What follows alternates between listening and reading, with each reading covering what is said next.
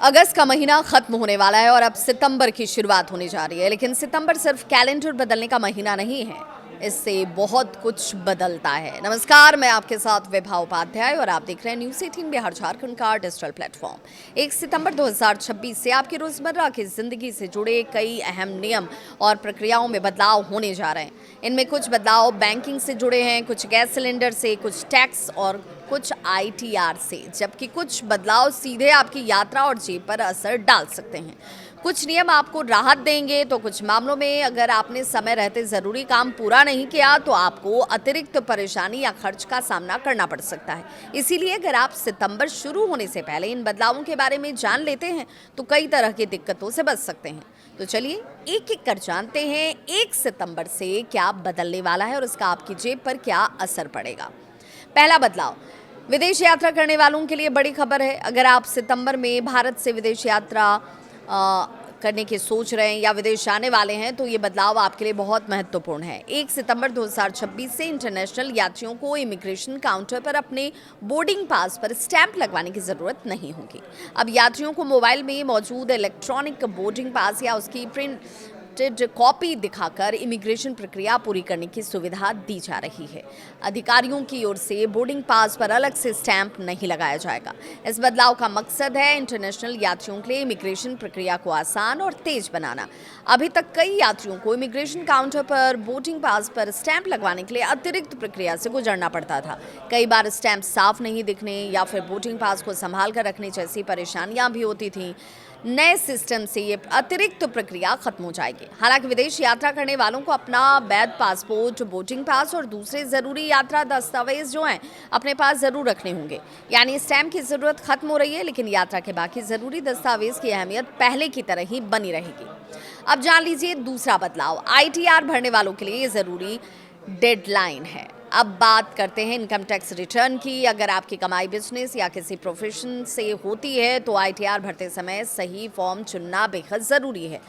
Assessment year 2026-27 के लिए जिन लोगों ने खातों का ऑडिट जिन लोगों के खातों का ऑडिट ज़रूरी नहीं है उनके लिए आईटीआर फाइल करने की डेडलाइन 31 अगस्त 2026 है।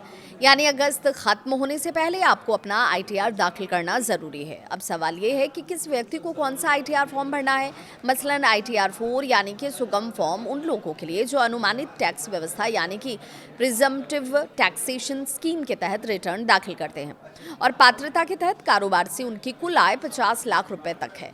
वहीं आईटीआर 3 उन लोगों के लिए है जो आईटीआर 4 के दायरे में नहीं आते। उदाहरण के तौर पर जिनकी आय 50 लाख रुपए से ज़्यादा है, जो अपने खातों का पूरा हिसाब रखते हैं या एफएनओ यानी कि फ्यूचर्स एंड ऑप्शंस में ट्रेडिंग करते हैं, उनके लिए अलग नियम लागू होते हैं।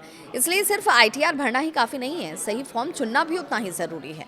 अगर आपने अभी तक आईटीआर अपना फाइल नहीं किया है तो आप इस कैटेगरी में आते हैं। आखिरी तारीख का इंतज़ार करने के बजाय समय रहते फटाफट अपना रिटर्न फाइल कर देना बेहतर होगा, क्योंकि डेडलाइन निकलने के बाद आपको अतिरिक्त शुल्क या दूसरी टैक्स संबंधी परेशानी उठानी पड़ सकती है।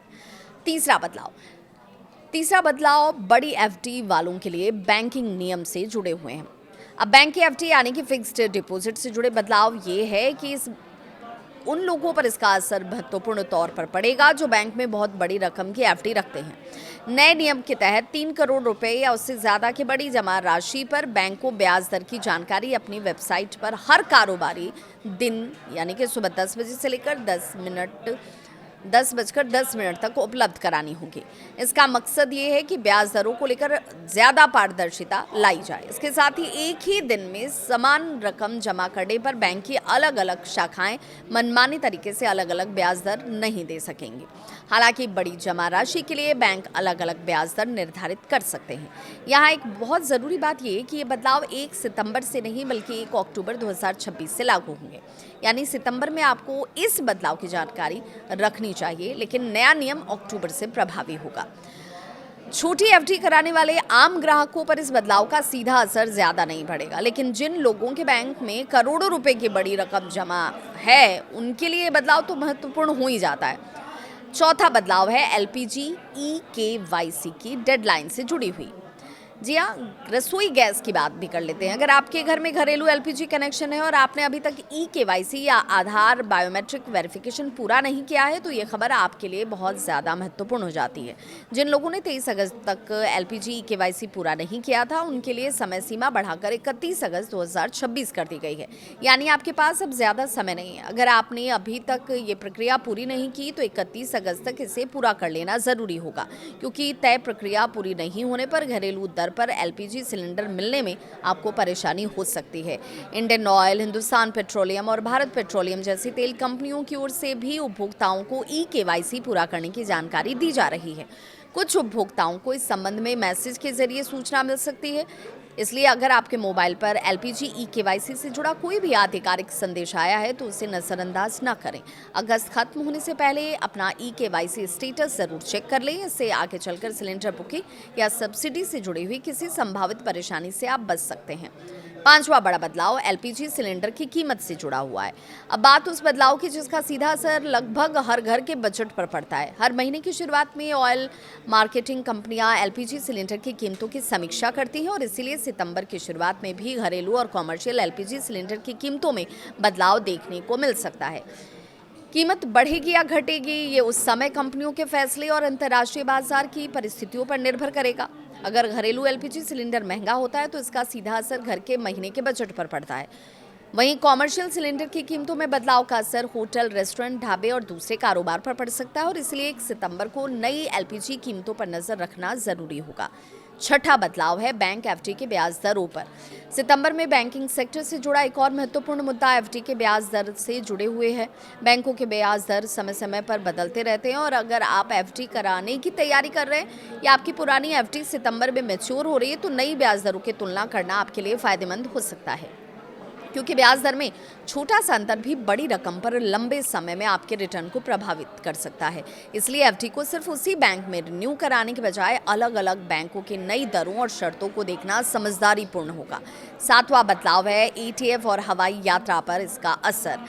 हवाई यात्रा की बात कर लें तो हर महीने की शुरुआत में एविएशन टरबाइन फ्यूल यानी कि एटीएफ की कीमतों में भी बदलाव हो सकता है।